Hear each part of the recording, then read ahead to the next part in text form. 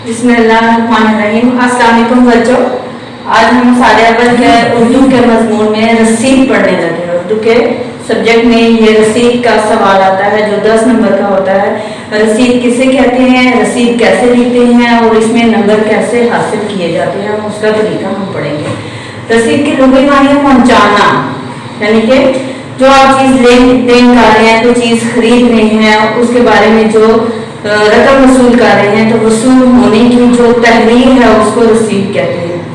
लेन then के जो मामलात होते हैं उनकी तफसील लिखना रसीद कहलाता है।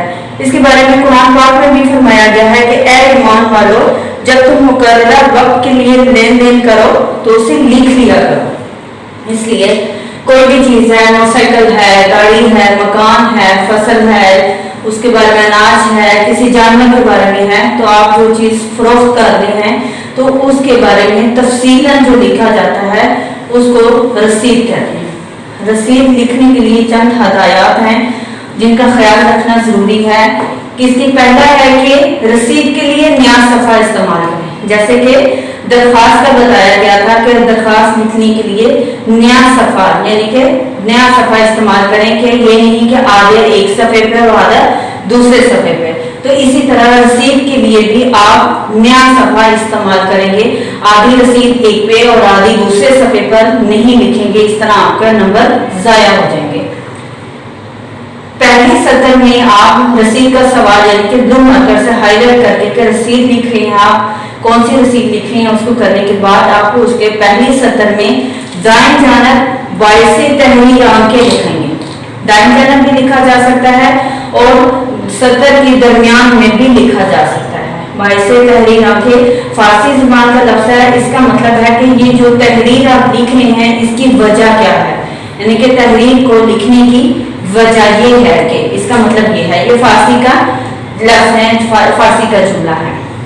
फिर उसकी अगली लाइन में आप यानी कि दूसरी सतर में रकम लिखने से पहले मुबलग लिखेंगे। इसको हम क्या पढ़ेंगे, मुबलग। ये देखिए मुबल्लिग और मुबलग में फर्क क्या है। बार बच्चे इसको मुबल्लिग पढ़ लेते हैं। मुबल्लिग कहते हैं तबलीग करने वाले को, तो इसलिए मुबल्लिग नहीं बोलना, इसको मुबलग। मुबलग यानी कि ये अरबी ज़ुबान का लफ्ज़ है। इसका मतलब है कुल रकम, यानी कि आप जो रसीद लिख रहे हैं इसकी कुल रकम कितनी है। तो याद रखिएगा कि कुल रकम लिखना ज़रूरी है, यानी कि आप जो चीज़ फरोख्त कर रहे हैं उसकी कुल रकम लिखेंगे और फिर उसका निस्फ लिखना ज़रूरी है। यानी कि आपने अगर 10,000 है, 8,000 है, या जो भी रकम है वो कुल रकम होगी। अगर 10 है तो उसकी आधी रकम कितनी होगी, निस्फ। 10 की 5,000 और 8 है तो उसकी 4,000, यानी कि कुल और निस्फ उसकी हाफ लिखना ज़रूरी है। क्यों लिखना जरूरी है, वो इसलिए कि रकम में कोई तब्दीली ना हो सके। रकम को उसके फिगर में लिखें तो जीरो को बढ़ा दें, जो 1000 है वो लाख बन सकता है, लाख जो है वो उसका 10 लाख बन सकता है। तो उस रकम में कोई किसी किस्म की तब्दीली ना हो सके, इसलिए कुल रकम लिखना और उसका निस्फ लिखना और फिर रकम को लफ्ज़ों और हिस्सों दोनों में लिखना, लफ्ज़ों और हिस्सों में दोनों में लिखना। जैसे कि ये देखिए, ये पहला आपका बाइसे तहरीर हमने इधर लिखा, फिर मुबलग 10,000 यानी कि लफ्ज़ों में भी लिखा और हिस्सों में भी लिखा। इसको आप इसी तरह लिखेंगे कि 10,000, फिर ब्रैकेट में आप उसका फिगर लिखेंगे, हिस्सों में लिखेंगे। निस्फ जिनके 5,000 होते हैं। ये जुमला बहुत ही अहम है कि आप रकम लिख रहे हैं, जो चीज़ आप जिस चीज़ के बारे में लेन देन कर रहे हैं उसके बारे में आपने कुल रकम और उसकी निस्फ रकम लिख दी है। रकम को लफ्ज़ों में भी लिखा और हिस्सों में भी लिखा ताकि उसमें तब्दीली ना हो सके। ये देखिए लफ्ज़ों में लिखते हुए ये 10,000 तो लिख दिया, लेकिन जब हिस्सों में लिखा तो अगर आप खाली 10,000 लिखेंगे, ये पीडीसी लाइन जिसे स्लैश कहते हैं ये भी लिखे और आगे ये लाइन डालें ताकि आपका ये ब्रैकेट में अगर 10,000 लिखा है, किसी की भी नीयत जो है वो खराब हो सकती है, तो वो 10,000 में अगर ये लाइन नहीं डाली, जीरो का इजाफा कर ले तो वो रकम लाख तक भी पहुंच सकती है, 10 लाख तक भी पहुंच सकती है। इसलिए ये इस तरह हिस्सों में रकम लिखना जरूरी है। اس کے بعد رقم لکھنے کے بعد آپ جو چیز فروخت کر رہے ہیں اس کی تفصیل لکھیے.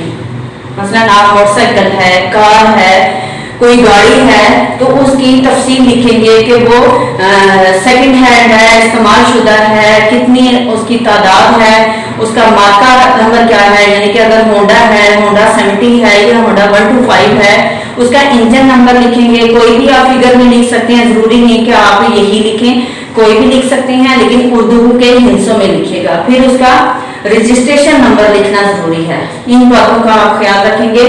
اگر مکان ہے تو مکان کا محلے کو لکھیے گا.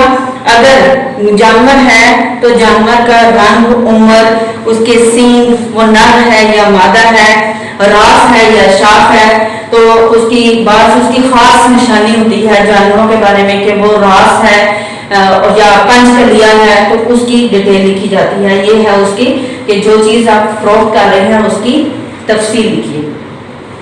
وہ چیز کی تفصیل لکھنے کے بعد خریدار کا نام، بلدیت اور پتہ لکھتے ہیں.